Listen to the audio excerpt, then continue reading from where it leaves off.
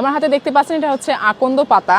এই পাতাটা ভাঙলে দেখেন এক ধরনের কষ বের হয়, এটাকে আমরা বলি তরুক্ষীর। এটা যদি আপনার চোখে যায় তাহলে কিন্তু আপনি অন্ধ হয়ে যাবেন, কিন্তু এই তরুক্ষীরটা যদি আপনার ফসলের ক্ষেতে আপনি স্প্রে করে দেন তাহলে আপনার হাজার না লাখ টাকা বেঁচে যাবে। কিভাবে বানাবেন এই আকন্দ পাতা দিয়ে কীটনাশক? আকন্দ পাতাতে আসলে বিভিন্ন ধরনের জৈব উপাদান থাকে যেগুলো অনেক ক্ষতিকারক পোকা দমন করতে সহযোগিতা করে। সেক্ষেত্রে আপনারা নেবেন 1 কেজি আকন্দ পাতা, সাথে 10 থেকে 15 কোয়া রসুন এবং 20 গ্রাম শুকনা মরিচ ভালো করে ব্লেন্ড করে নিয়ে 5 লিটার পানিতে এটা মিশিয়ে 24 ঘন্টা রেস্টে রাখবেন।